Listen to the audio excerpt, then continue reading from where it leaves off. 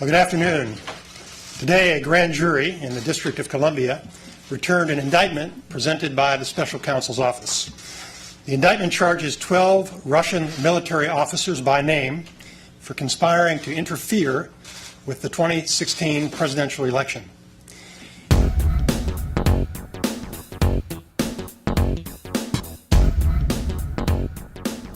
Just to be absolutely clear with our audience, what you're saying is not just that the president didn't collude with Russia. You're calling into question the core allegation, which is that Russia is responsible for hacking in to the DNC's servers. Why would you call that into question, since every smart person in Washington knows that happened? Well, okay, I give up. No. First of all, when this first came out last year, about a year ago, I started opposing that simply because of the way the intelligence community was talking, and knowing that the NSA, for example, has all the fiber optic taps across the United States and even around the world, plus trace route programs embedded in hundreds of places all over the network. So I knew they would know if packets were being passed around the U.S. or outside the U.S. or anywhere in the world, they could trace them and see who got them. I mean, they did that several years ago with the Chinese hack that came in that said it came from that building, I think, in Shanghai. Well, they could do the same thing with virtually any hack. So right away, I began to question that assertion that they were hacking into the DNC.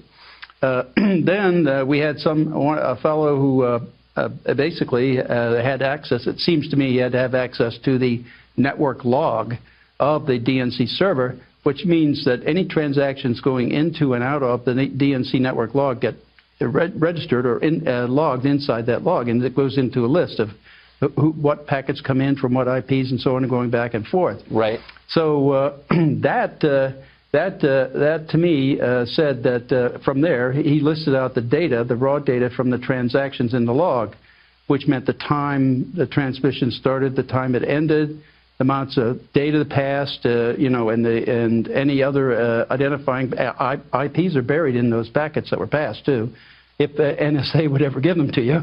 But I think this is probably one of the reasons the DNC didn't let the FBI look at it, because it would show that at the rate. See, it was taken out at the rate of 1,976 megabytes, or it was taking out and you make the point that it was moved too fast.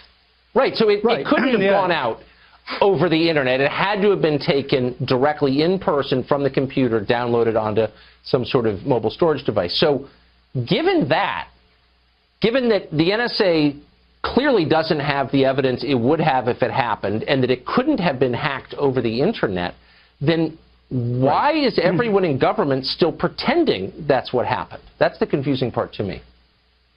Well, I guess it appears that many people are emotionally tied to this agenda to tie the Russians with President Trump and the Trump administration. One way or the other, they want to do it. So it's hard for them to give up that argument. I mean, it's like they're emotionally stuck with it.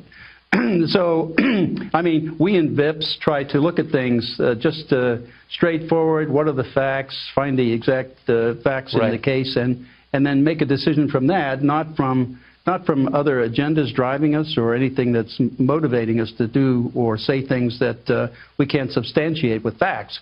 So, and that's the problem. You see, everything that's come out about this issue hasn't been backed up by facts at all. The only facts we've been able to get are I've noticed that. So let me just ask you one last Right, they're generalizations, and you're supposed to accept them and then be quiet and just sort of obediently nod, and of course the intel community says that it must be true.